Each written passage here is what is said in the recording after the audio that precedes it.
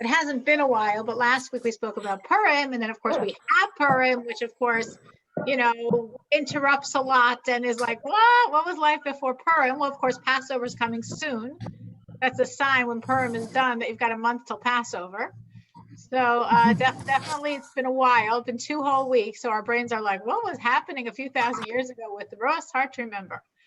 So let's start by our blessing. Baruch. Baruch. Atah Adonai Eloheinu Melech Ha'olam Asher Bachar Banu Mikol Ha'amim V'nasan Lanu Es Taraso Baruch Atah Adonai Nosein HaTorah Ma Yisrael Adonai Eloheinu Adonai Echad. All right. So we are ready to start, which means we're ready to go back in time to the book of Rus and to remind ourselves where we were holding. Oh, and I forgot to remind people, and I don't have my phone on me. Could someone do me a favor? Because someone else is using my phone right now. I don't have it. Could someone put on the group, like starting now? Could someone do that on their smartphone? Batsheva, you could do that? Oh, you're not on the group, actually. I don't think you're on the group. No, Batsheva, you can't do it. Rachel, can you do it? Sorry, I was such a crazy day. I can do it now. Menucha, you could do it. Great. Just put on the group starting now. My brain, I'm just starting. I'm like, wait, I didn't even remind anyone. I don't know if people need a reminder, but no, sometimes it helps. All right. Menucha said she's going to do it. Mm-hmm. Thank you very much. All right. So we are in our second class on chapter 3, meaning last class, which was 2 weeks ago, because last week we spoke about Purim. So last class on Rus 2 weeks ago, we began chapter 3. And now we're in our second class. And our goal today is to understand what happened that night between Rus and Boaz. And depending on time permitting, to discuss a little bit more this concept of the Levirate marriage as well. Just 1 second. I have a commercial break here.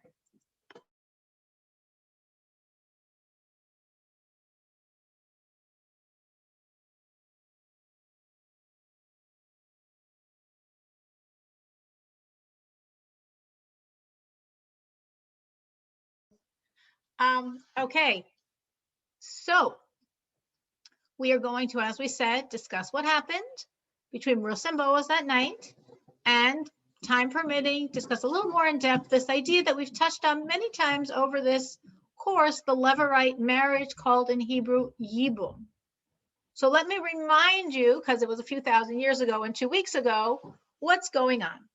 So Naomi and Rus, penniless, not only destitute in terms of finances, but also in terms of family and support, come to Israel. Nobody's greeting them with open arms.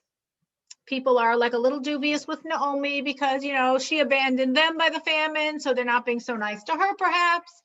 And Rus, even though providentially Boaz's court had just ruled that this concept of the Moav convert only applies to the men and not the women, meaning a Moav man, Jewish, legal convert, 100% a Jew, cannot marry a Jewish woman. And that does not apply to to a woman convert from Moav, and she can. They had just ruled that. They just understood that was the law, like as Rus and Naomi are coming, but this wasn't really what was known on the street. This was known in the court.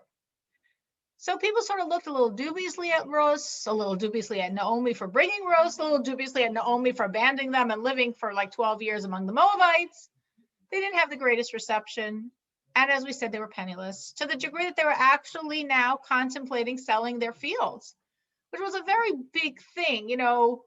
It's hard for us a little bit to understand this relationship that people had with their land, their ancestral land, because we don't really have that. You're in an apartment, you buy a condo, you move to another place, you sell, you buy, you sell, you buy. We don't look at it as like we're rooted here forever.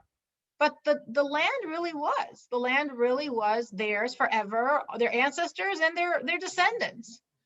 But at this point, Naomi and Ruth realize they're going to have to sell their land because that's the only thing they have left.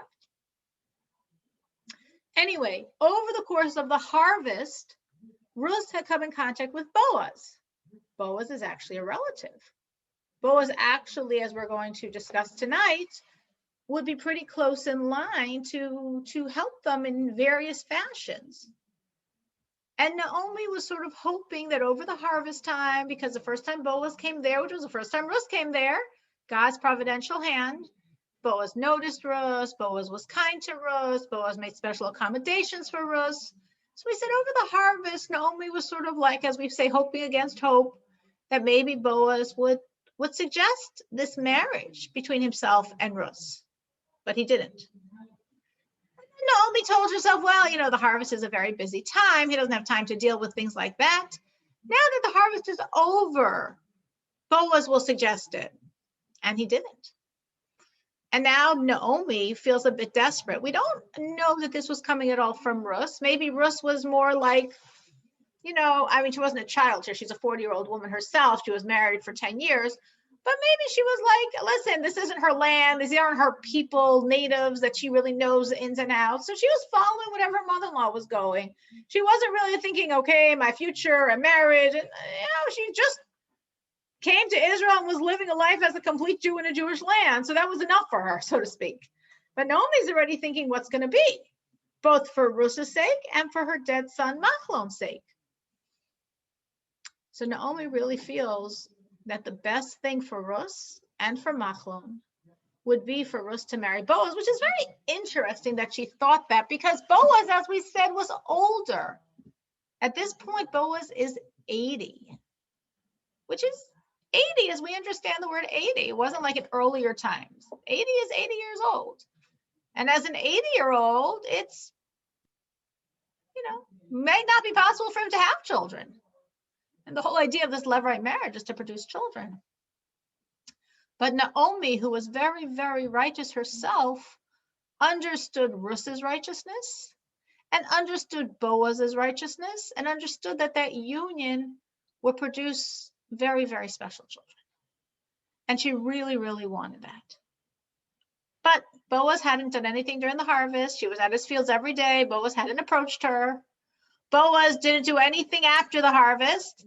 And Naomi feels we got to make a move. We got to make an out-of-the-box move, because if we stay in the box, we're done. There's nothing to do. I can't go to a matchmaker, as we say, a shadchan, and suggest the match between the leader of the Jewish people and this Moabite convert. I mean, that's preposterous, and no matchmaker is going to suggest it. Naomi was Boaz's aunt, but she didn't even feel she could suggest it. It was he might take it as so rude, so inappropriate. So she comes up with this crazy idea. An idea, boy, you might say out of desperation, but out of purity, pure idea, very desperate. Where, as we learned 2 weeks ago, she told Ruth, listen, because it's a very lawless place now, unfortunately, Israel, Boaz is going to be sleeping this night in the threshing granary. He's going to be alone, but he's going to be sleeping there guarding his grain. And I'd like you to go in the middle of the night, lie by his feet. And when he wakes up, I want you to see what happens. And again, what Naomi was hoping was going to happen is that Boaz would agree to marry Ruth. That was her goal in this plot. So we don't know what's going to happen yet, because we didn't get to that point. So we are up to verse 6. So all we have so far is what Naomi said to Ruth. Naomi says, I have to seek security for you. Boaz is our relative. He's going to be in the threshing floor tonight. Anoint yourself, put on the beautiful clothing, which we explained allegorically meant her merits. And Naomi said, I'm going to give you all my merits to make sure this happens. And when he lies down, go sleep by his feet. Uncover his feet, lie down, and that's it. That's all. That's as far as her instructions went. In other words, once Boaz actually notices her, Naomi didn't give any instructions. She didn't tell Ruth what to do. She was just hoping we're creating a scenario and then God's going to do his thing and somehow, I don't know, like somehow this is going to work out. Somehow Boaz is going to, I don't know. So she didn't really tell Ruth what to do at that point, but Ruth went. All right. So Ruth said, whatever you tell me to do, I'm listening. You're my mother-in-law. I trust you. You look crazy, but I trust you. Doesn't seem to be so modest, but I trust you. So we're up to verse 6 of chapter 3. So she went down to the threshing floor and did everything as her mother-in-law instructed her. So actually, we're actually told she didn't do everything precisely because her mother-in-law said, get dressed up in all this gorgeous clothing, whatever that meant. They were quite poor. We said it meant more allegorically, but maybe also physically. We said, wash yourself, put on your clothing. She was like, I'm going to go dressed up like that to the threshing floor. I don't know. That doesn't feel so, I don't want people to be paying attention to me. So she went to the threshing floor and then there got dressed and perfumed herself and, did whatever she could to make herself look as nice as she could in that situation. Boaz has no clue she's there. Boaz ate and drank and his heart was good. He went to lie down at the end of the grain pile. No clue Ruth is there.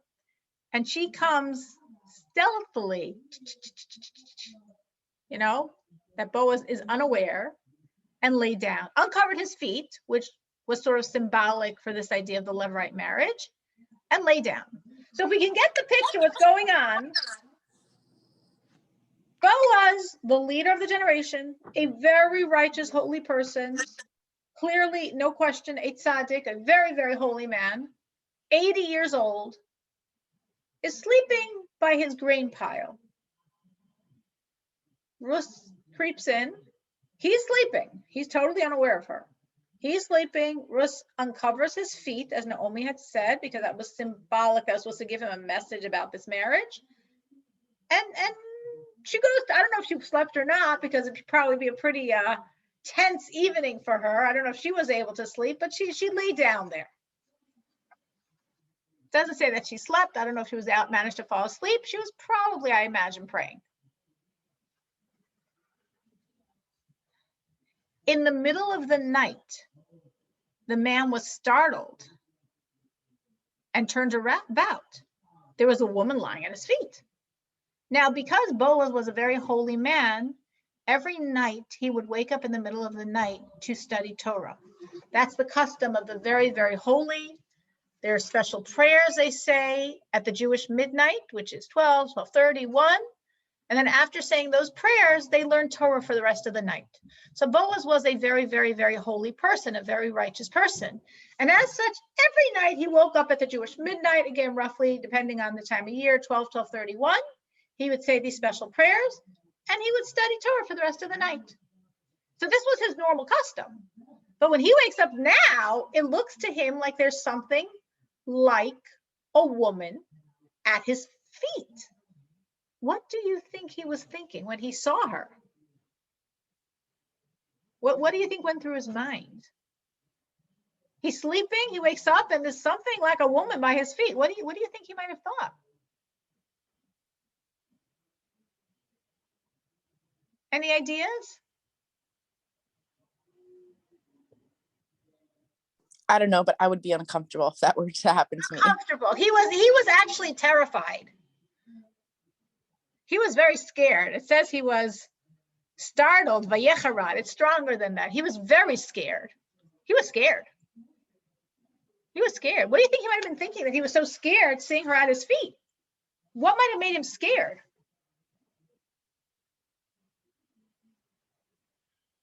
If you wake up in the middle of the night and suddenly at your feet you see, I'm not going to say a man, you just see someone at your feet. What might you think? You're alone in the house and you see someone at your feet.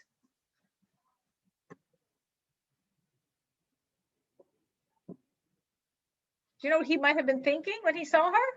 What he might have been wondering?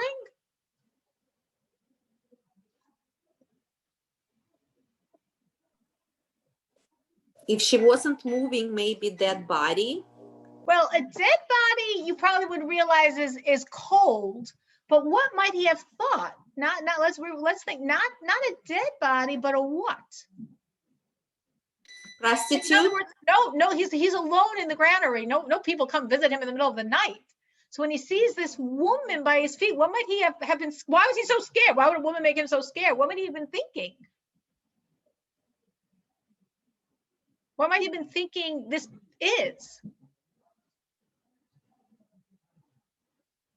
Not a woman, but what?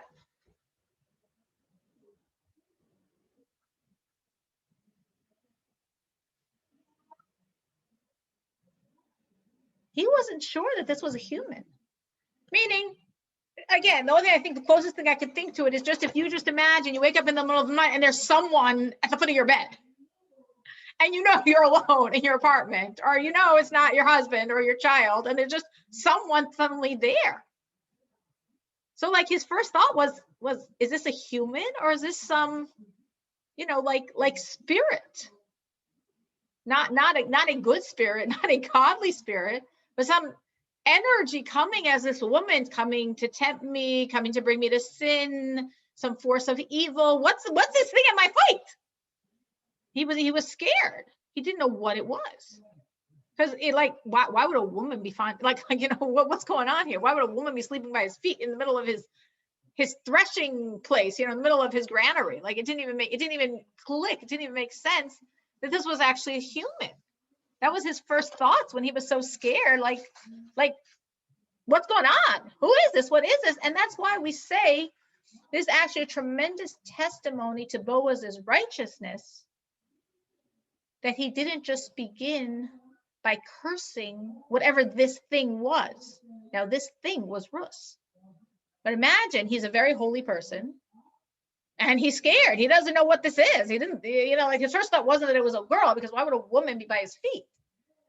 And in any case, whoever it is, obviously they don't have any good intentions. Why someone by his feet? And the natural inclination at that point is to harm the person that you feel is coming to harm you, or to harm this force that you feel is coming to harm you. And that, like to curse, to hit, to do something against this force to protect yourself. And Boaz, with tremendous righteous self-control, doesn't do anything because he doesn't know who it is. And just in case it actually is someone innocent, he's not going to say anything negative. And when he realizes it's Rus, he actually blesses her, which is considered a tremendous expression of his righteousness. And instead of like, oh my gosh, you terrified me. What in the world are you thinking you're doing here? He understood the sincerity of her motives, and he actually gave her blessings instead, which is considered like a very, very high level behavior. And I say, oh my gosh, like, what are you thinking? This is great. Like, first I was terrified by you, and now I know it's you. Like, what in the world are you doing here?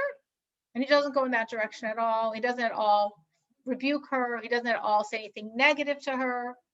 He was really very sensitive to her situation and to how she probably was feeling, and very vulnerable at this moment. And therefore he was very kind and very gentle, instead of being like, you scared me out of my wits, or what in the world are you thinking, or well, why are you lying on my feet? So that's really all expressing his piety, that this is how he responded in this very strange situation.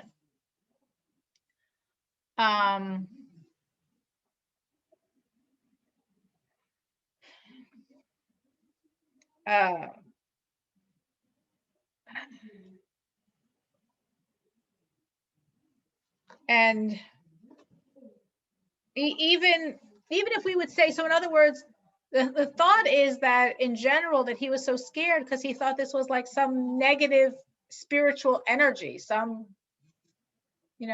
negative energy. But once he realized it was a woman, this is also considered like very, very righteous here on his part, that here he's the leader of a very lawless generation. As we're saying, a generation that suffered for years under a famine because they really were not too good. Even now, when officially they've repented, and that's why God took away the famine, he literally personally is sleeping the night in his granary because he knows how lawless these people are and how people would come and would steal his grain.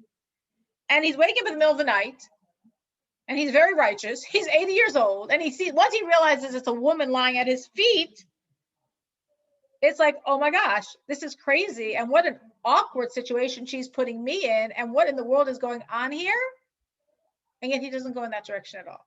He doesn't start thinking about his own honor, about his own reputation, about her reputation, about her motives. He just right away goes into like a very kind, compassionate, I sense your pain, I sense your vulnerability.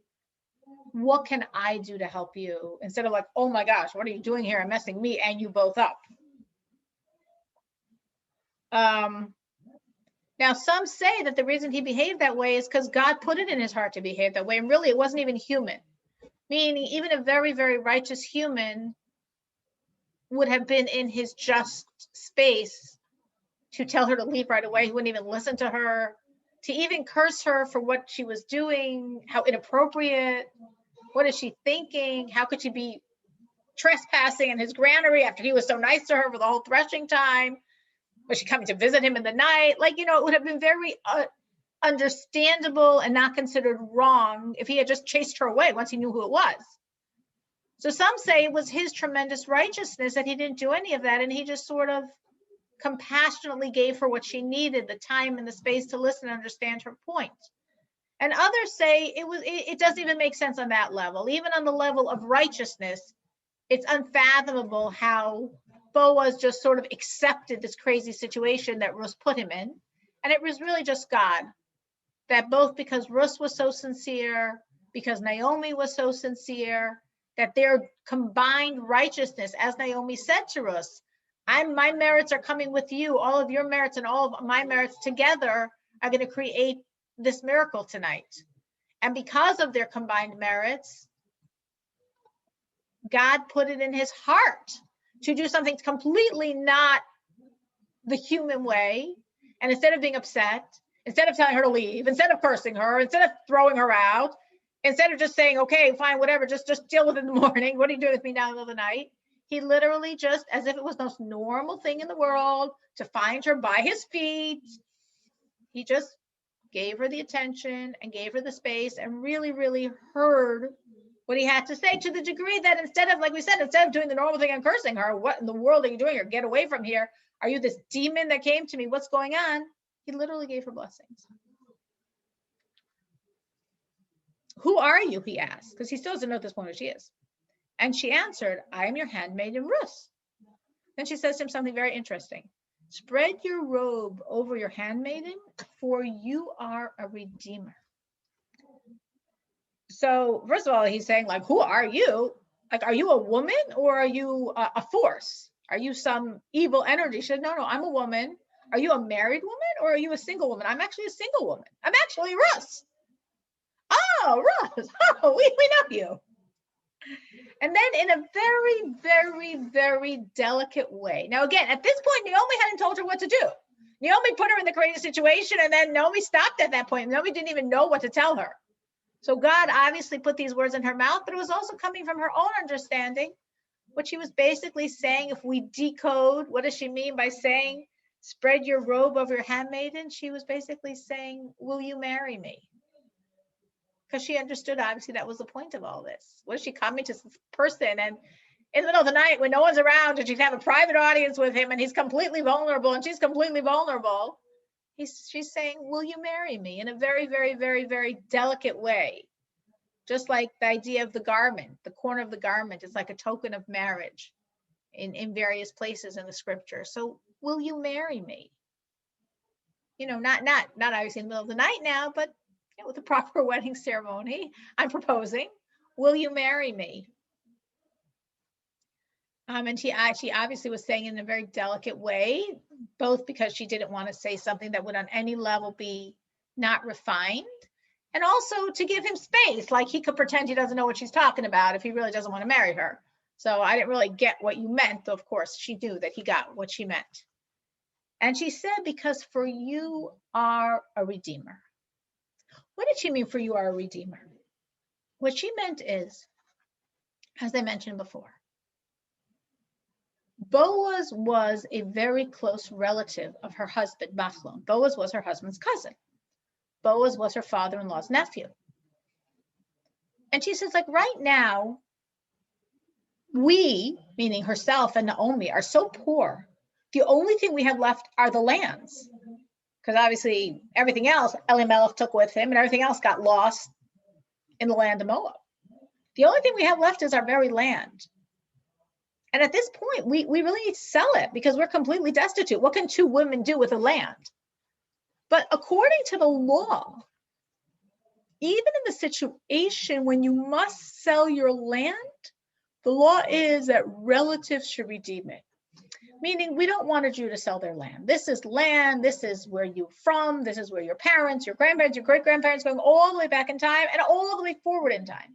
So if there ever comes a point in time when a Jew is so poor that he's selling his land, it's considered a very virtuous thing for a close relative to redeem it, which in essence means to buy it back for him. So she's saying, you're the redeemer because you're a really close relative. I don't know that we have any relative closer. I mean, I don't really know the family tree, but this is what Naomi's telling me. So, and also, so her implication was, on one level, she's saying, you know, we have this business transaction. We have this land and we're really poor and we need to sell it and you're the redeemer. But she had just in the previous phrase said, will you marry me? So what she's saying is, you're not just the redeemer of the land. You're the redeemer of my dead husband's soul. You're the closest relative. Here's my dead husband. We never had children. His soul is still not at peace. I need to marry a relative that we can produce a child that will bring peace to my dead husband's soul. You're the redeemer. He doesn't have any brothers now. He had a brother, he died. His father's dead. You're the redeemer. So will you marry me and redeem the land? Will you marry me and redeem my dead husband? And actually, on an esoteric level, she's already hinting that, will you marry me to create the redeemer? Because she knew spiritually that through the two of them together, the redeemer would come. The Davidic dynasty, King David, and ultimately the ultimate redeemer, Mashiach, the ultimate redeemer, is going to come through this marriage of the two of them. So will you marry me and together we can produce the redeemer? It was a pretty heavy request to wake up in the middle of the night, be scared out of your wits, and then find out it's Rus who wants to marry you. So he says, and again, everything he's saying we really view as a tremendous testimony to his righteousness, just as everything she did we view as a tremendous testimony to her righteousness. I mean, these are two people, these are two adults, and they're behaving with such purity. As we're going to see, she spends the night there and in such a pure way. I mean, obviously nothing happens between the two of them on any level, which really expresses how enormously pure both of them really were. He said, now here he is, and we give tremendous credit to him because instead of being upset with her, instead of being angry with her, instead of telling her, get out of here, why'd you wake me up in the middle of the night for this and terrify me? Good time in the morning, I'm not running out of town. He didn't say any of that. He said, he's blessing her. Be blessed of God, my daughter. You have made your latest act of kindness greater than the first. I'll explain what that means. And that you have not gone after the younger men, be they poor or rich. He's saying, you know, honestly, I'm impressed with you, Russ. I'm 80 years old. Yeah, I'm the leader of the generation. I'm a wealthy person, but I know a woman would rather marry a man, you know, someone a lot closer to her age. She doesn't care if he's poor or rich. She wants to marry a man. She doesn't want to marry an 80-year-old. But you're really being very special because you're not just looking for your happiness. You're really, really, really thinking of the best interests of your dead husband because you want to make a levirate marriage. You want to make a marriage that, God willing, a child will come, which will be a big miracle if I can produce a child. And that this child will bring peace to your dead husband. That's a tremendous kindness.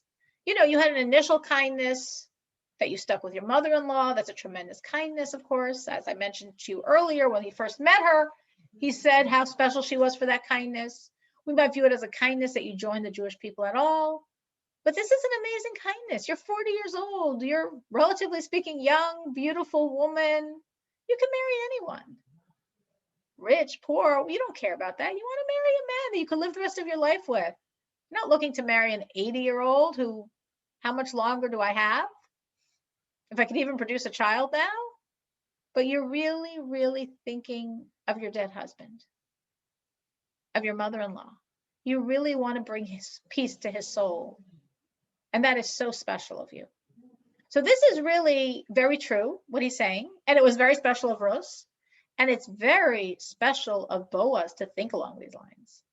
Because again, most people, that would not be their reaction to being woken up in the middle of the night by something at your feet and then responding with such composure, with such kindness, with such measured words, to really reassure her, instead of like, oh my gosh, I'm terrified, I got to reassure myself.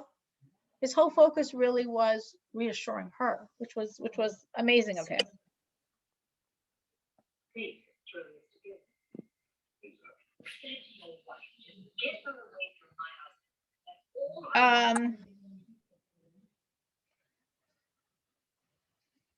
So the next verse, and now my daughter. So now he understands what she wanted. And again, he was, like he said, he was very impressed. He said, listen, you're 40, you're a beautiful woman. You don't need to marry an 80-year-old man.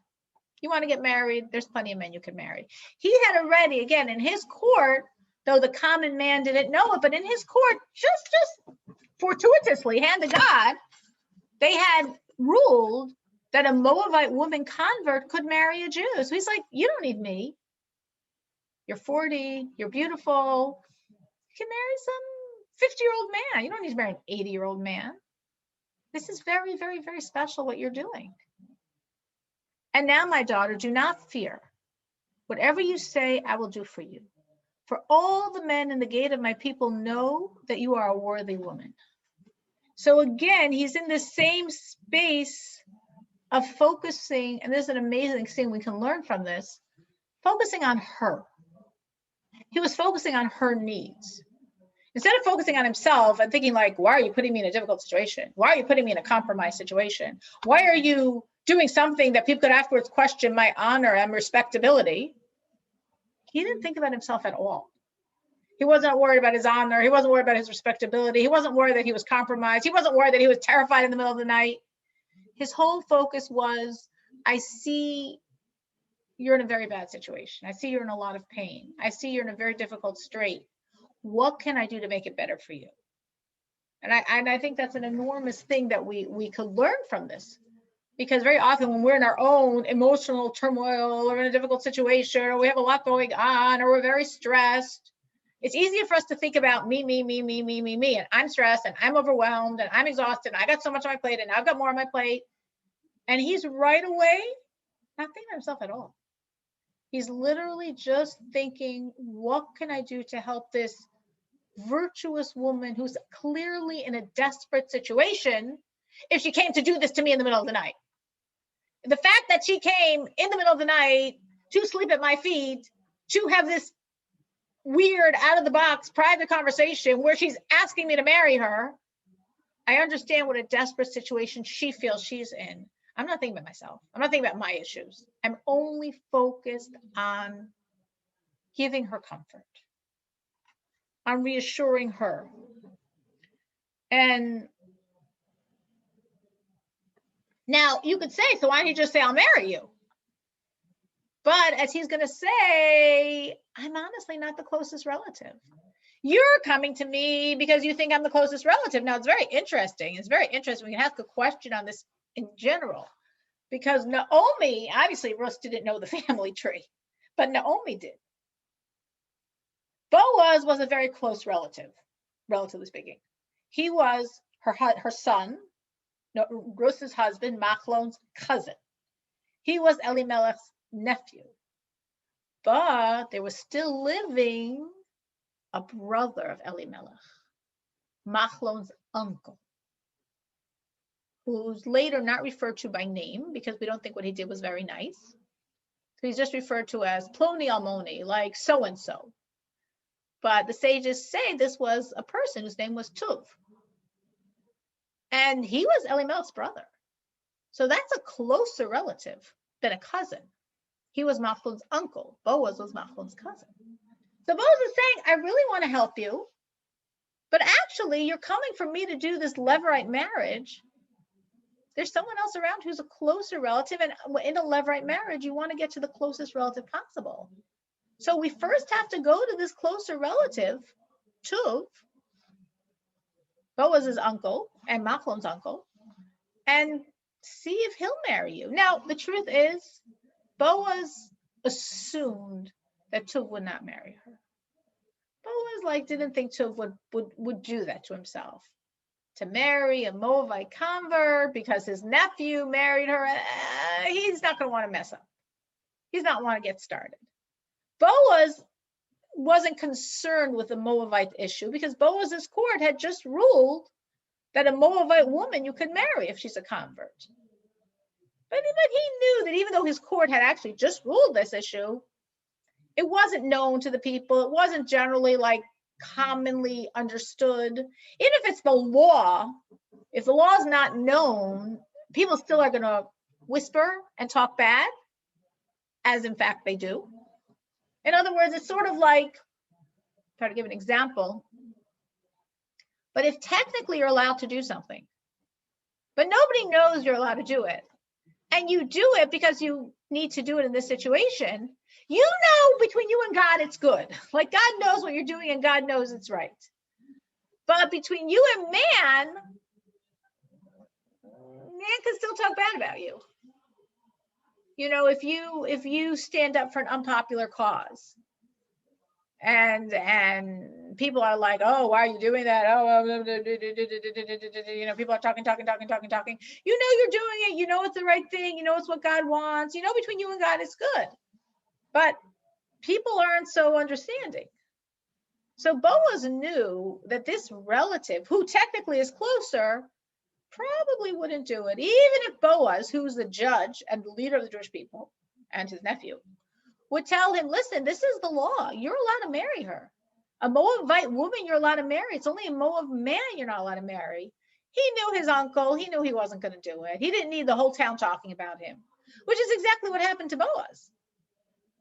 Because Boaz does marry Ruth, and everyone does talk about it, and everyone doesn't say very nice things about it. So Boaz knew his relative, his uncle. He knew he wouldn't do it. But we got to follow the protocol, and we're first going to go to this relative because he's even closer. But even still, he did it again, which is a testimony to his character. He didn't just sort of matter-of-factly say, okay, I hear your situation. You've got a good point. We do need to do a levirate marriage for your dead husband, and I am in line, but there's someone closer in line, and I'll take care of it, and bye, have a good night. He doesn't say that to her. He doesn't send her away now. He's focused again on her pain, on her vulnerability, on her situation. His focus is, what can I do to make her feel better? Because obviously she feels like you feel when you are very exposed. Imagine coming in the middle of the night and saying, will you marry me? It was obviously a very uncomfortable situation. It was obviously something that wasn't within her comfort zone at all. And he understood that, and he was totally focused on making her feel better. And therefore he says many things to reassure her.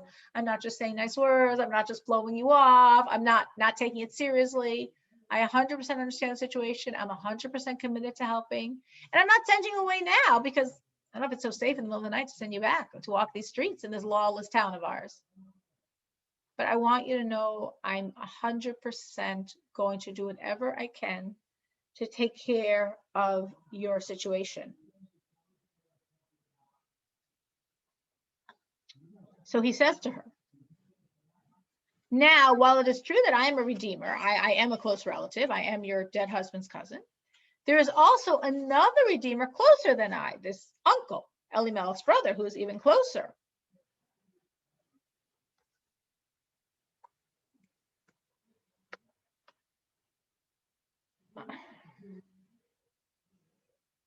stay the night. Then in the morning, if he will redeem you, fine, let him redeem. But if he does not want to redeem you, and Boaz was pretty sure he would not want to redeem her, then I will redeem you. I'm swearing by God, lie down until the morning. So what he was basically telling her was, I hear you completely. Your words have penetrated my heart. We could say, why did she need to do this crazy thing? I mean, it seems so technically simple. You know, why couldn't Naomi just have gone in daylight and discussed it with him? But again, Naomi was thinking he doesn't have to marry her. Meaning, again, to understand the concept,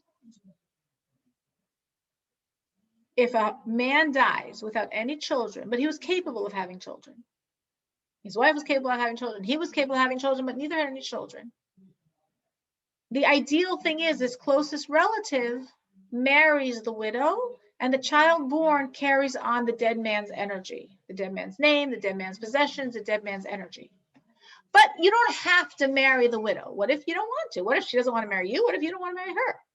So there's another option, which is called chalitza, which is a ceremony involving a special shoe and words and passages, which, as I told you originally, nowadays that's all we do. We don't give an option of this levirate marriage because we say we're not on a holy enough level that we're going to marry someone else truly for the dead man, and that's the whole reason for that marriage. So we only do the second option, which is also a biblical option called chalitza. So seemingly, if Naomi had gone to Boaz in broad daylight, she said, listen, Boaz, you know, you're the closest relative. My dead son was your cousin.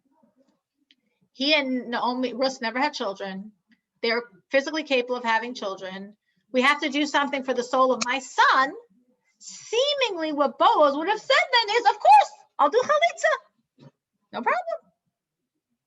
Like that would have been the normal response. If truly I am the closest relative, anyway, he's saying he wasn't the closest relative, but if truly I'm the closest relative, there's a Torah option called chalitza. I'm not going to marry her. I'm 80 years old. I'm not going to get married now.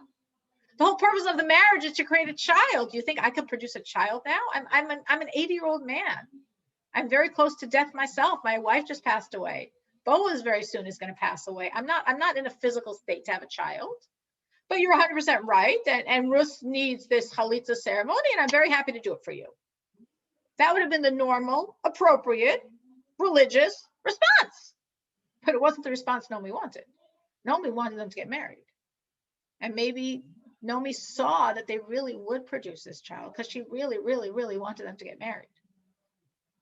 That really there would be a child that would carry on Machlon's energy and that would be the redeemer of the Jewish people ultimately. So that's why she concocted this whole plot to like break through all the normative barriers and just like reach him, that he heard. Don't just give me the technical response. The technical response is we could do chalitza. I don't want that. I know that too. I want to get married to you. I want to produce a child with you. That's what we're supposed to do together. And he heard her.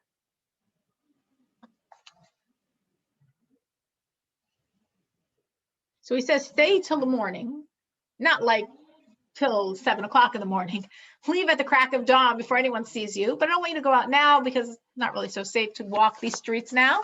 As we're saying, it was a pretty lawless time to the degree that Boaz is sleeping in the granary.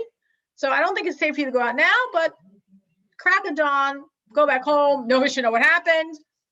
I'll deal with it.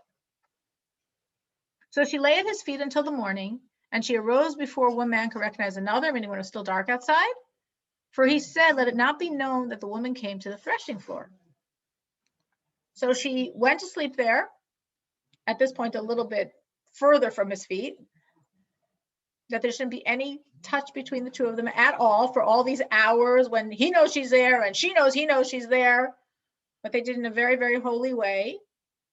And he said, no one should know the woman came to the threshing floor.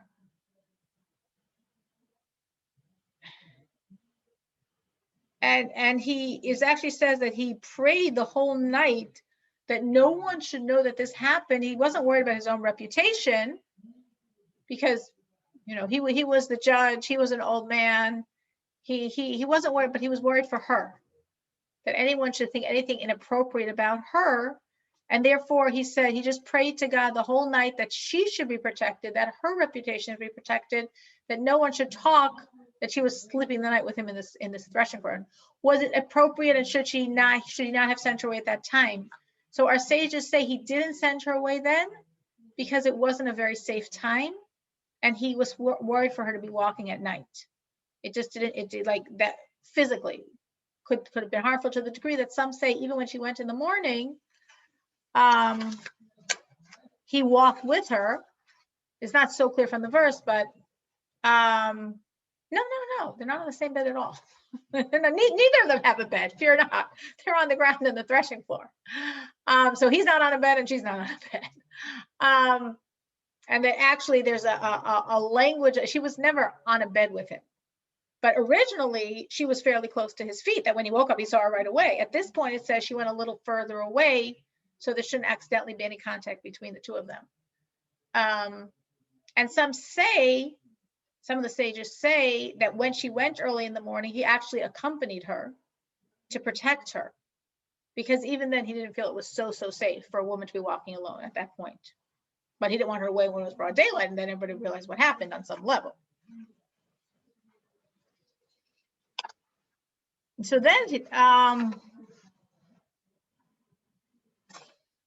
and he said, hold out the shawl you are wearing and grasp it. She held it, and he measured out 6 measures of barley and set it on her. He gave her 6 measures of barley, then he went into the city. So it's a little bit unclear, this idea of this 6 measures of barley, what was going on here with it. Some say it's like 6 omer, but that would be a tremendous amount for her to carry. If it's literally just 6 sheaves, it's a very small amount. It doesn't seem to make sense. Some people say that it's symbolic, and it actually alludes to the 6 great holy Jews, tzaddikim, that are going to descend from him and her together. Some say it's that she should come and she should already have this gift for Naomi. So Naomi should realize it was like a symbolic way of saying, I'm not abandoning her. I didn't just send her home. I'm going to take care of her. The sages speak a lot about these 6 measures of barley because it's not really clear what was the point in them. So she went home. According to some sages, he walked her home because he was still concerned that it wasn't so safe for her to be walking. And he went on. She goes to Naomi. He goes on. He doesn't say, see you in a few hours. Great, talking to you. Nothing. He's going to go take care of this issue. She came to her mother-in-law, who said, how do things stand with you, my daughter? Like, what happened? Did you propose? Did he accept? Are you getting married? Did he say, no, we'll do chalitza? What's going on? Here, Naomi obviously was up the whole night praying. Like, she was back. She didn't just say, oh, go, and she went to sleep. I mean, obviously, Naomi was probably the whole night wondering what is going on there, and obviously praying that it should be as she wished. So she told her all the man had done for her. Bruce told her everything blow by blow, because it's not the type of thing she could have said briefly that would have made sense. And then the next verse says, and she said, he gave me these 6 measures of barley, for he said to me, do not go empty-handed to your mother-in-law. So she comes to her. She's like, Naomi's like, what happened? And did he accept your proposal? And are you getting married? Or did he say you were crazy? Or did he say he's going to do chalitza? What's going on? And Ruth couldn't just say, oh, yeah, we're getting married, which isn't true. Oh, he brushed me away, which isn't true. Oh, he said he's going to do chalitza, which isn't true. She had to tell the whole story because it's a little bit complicated. Well, he said he's going to take care of me. He said he's actually not the first one online. He said he's going to take care of it, but he didn't say he's going to marry me. It's not clear that Ruth really knew what he was going to do besides take care of it. And there's somebody else in line and it's not him.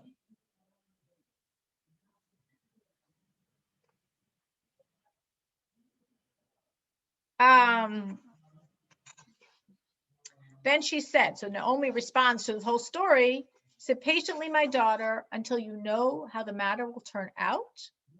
For the man will not rest until he settles the matter today. So Naomi said, listen, first of all, no stress. Everything's from God. We did our part above and beyond. We completely did our part. You put yourself out on a limb, listening to me, all of your merits and your enormous modesty, all of my merits. We're trying to create something in heaven. At this point, it's in God's hands.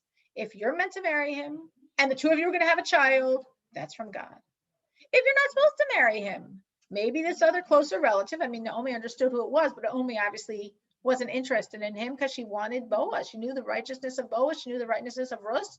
She knew this was the shidduch. This is who she wanted for her daughter-in-law and for her dead husband. Both ends. She cared about her daughter-in-law and she wanted to be someone the best for her daughter-in-law.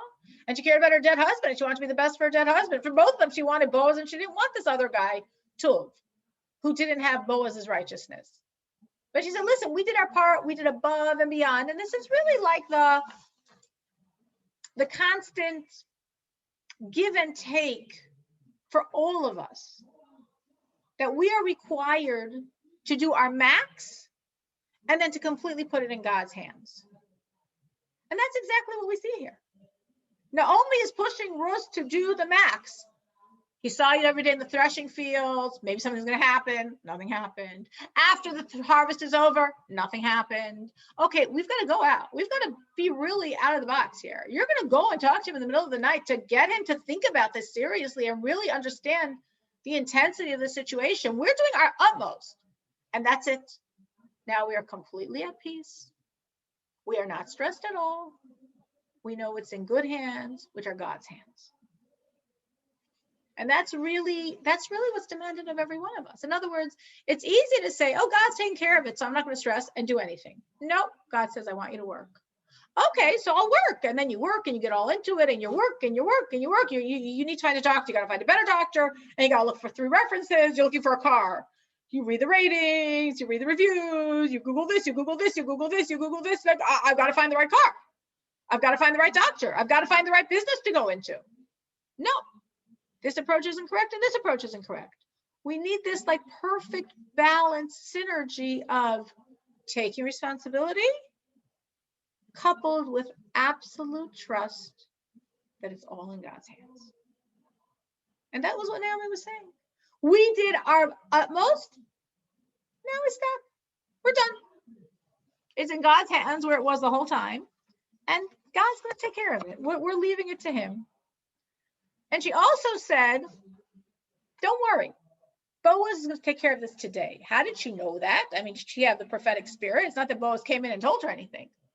But she knew that Boaz was very righteous. And she knew that if a righteous person says something, he's good on his word.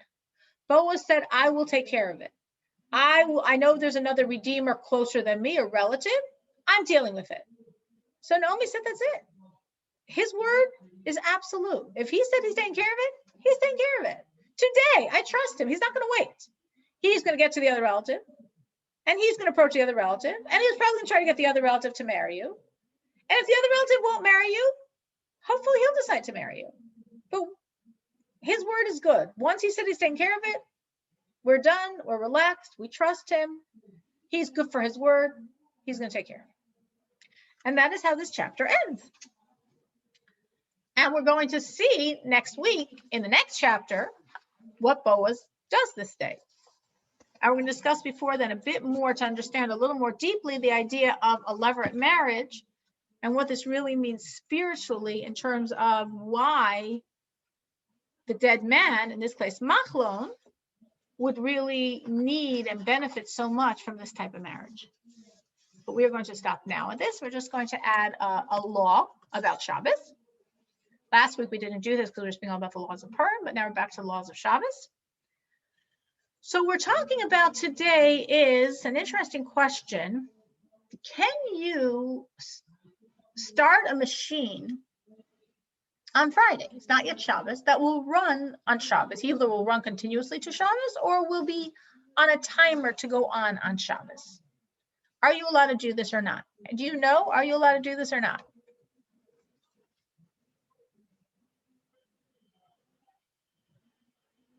Electrical appliances, I know we can have one. Like what? Like crock pot, like water on. Okay, good. Yes, you can. As long as you turn them on before Shabbos, you absolutely can. Are there any appliances you can't turn on Friday that will run into Shabbos? Do you know? Anyone know of any? So a discrimination is made by the sages Oh, in like from a TV? a TV is an example of something you cannot turn on beforehand. Excellent.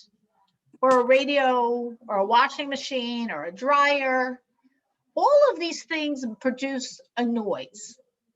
So any machine that makes a noise is considered not honorable for the Shabbos and could be questionable that other people might not know that you turn this on Friday, and it might be assumed this is like TVs you don't usually run for 24 hours or 25 hours, or radios, or so it could be thought maybe you put it on the Shabbos.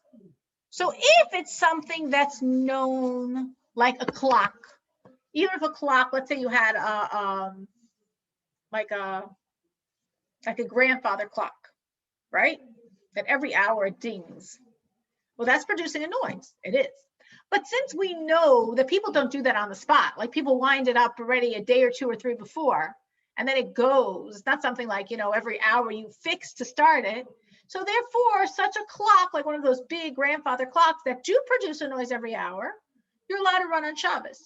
Because it's not a question that somebody would think, oh, maybe they turned that on Shabbos. Maybe they did something with it. Can I ask a question? I actually use a white noise machine for my kids. Am I allowed to use that? You'd have to ask a rabbi. Because the sages speak about noise as a problem. I never realized that was the problem, because I always keep it on at night. And sometimes it's left on throughout the day. I don't even notice it sometimes, but I make sure before Shabbos it's on. Ask a rabbi.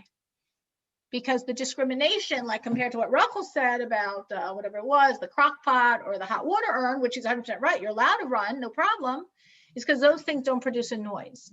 And specifically something that produces a noise is viewed as, one, perhaps not honorable on the Shabbos, and two, might be misunderstood as something you put on them, because these noise-making devices are more often something that doesn't run 24/7 because it makes a noise. So it's sort of like disturbing. So you more put it on when you need it. Like you're not going to just run your TV. Well, some people do. But the idea would be, well, you're not going to just have the TV on 24/7. It's a noise in the background. It'd be annoying. You're going to turn it on when you want to listen to it. You're going to turn on the radio. You're not going to just run a washing machine or a dryer. You're going to turn it on when you need it. So that's why these are things that, generally speaking, we can't, even though you can say, what am I doing wrong? I'm turning it on Friday. I'm allowed to have it on Friday. It keeps going. I'm not doing anything. Why is it any different than my hot water urn, or, why is it any, or the crock pot? Like, what technically is the difference? But this is what our sages say, because these things produce a noise. That's why it could not be respectful for the Sabbath, or it could be misconstrued as something you put on the Sabbath, which of course you're not allowed to do. So if you have a question, like Fruma has a question with a noise machine, great question. I do not have the answer. It's something you have to ask a rabbi. If anyone personally has that issue and they have a question they'd like me to ask a rabbi, I'd be happy to do that for you as well. But just in general, you can't, for example, turn on, let's say, you have a fax machine, you're expecting faxes on the Shabbos. You can't set it to turn on Shabbos. You can't set a computer to go on to print something on Shabbos. You can't, you have this favorite TV show and you want to record, you want to now not, watch TV on Shabbos. You want to be very religious, which is great. So instead you want to set your record mode on your TV that you'll record the episode so you can watch it after Shabbos. That's very good that, you can't watch TV on Shabbos, but you're not allowed to do that either. You can't in advance set it to record that after Sabbath you can watch the TV episode you missed. You're having a birthday party or a circumcision, a bar mitzvah. So you're going to set a video camera at a certain time. Nowadays, all these things are very easy. You'll set a video camera to start recording at a certain time to catch the bar mitzvah, to catch the Torah reading, to catch the circumcision. You're not allowed to do any of that. None of those things are allowed on the Sabbath. So if someone is not certain about their own specific situation, You could ask a rabbi, you could ask me to ask a rabbi, but those are the general rules. And again, even though you set this in advance, so you're not desecrating the Sabbath, you did this on Friday, but our sages still don't let, because they say it's dishonorable to the Sabbath. It could be viewed as maybe it could be misconstrued that you did this on Sabbath. And also it's just in general not considered honorable to do weekday activities on the Sabbath. So even though you're not watching TV now, but if you're recording a show to watch it later, that's considered a weekday activity. Like in a totally different context, you're not allowed to exercise on Sabbath for the same reason. Well, what's the problem with exercising? What am I violating? It's considered a weekday activity. It's not one of the 39 things God forbade, but it's not considered honorable to the Sabbath. You're not supposed to go running on the Sabbath. Why not? What am I doing wrong? It's not considered respecting the Sabbath to behave in such a weekday fashion. So beyond the specific things you have to do and the specific things you're not allowed to do, there's a whole general concept of acting in an honorable fashion on the Sabbath, to properly revere, to properly appreciate, to properly act in a way befitting this really special gift God gave us called Sabbath. So again, if you have any specific questions based on this law, because I understand it's a little bit more complex than what we've touched on until now, please feel free to ask. You can ask me personally, of course. And thank you so much for joining. And God willing, next week we'll find out what Boaz does the next day. Thank you. Thank you. Thanks so much. Thank you. Thank you for coming on.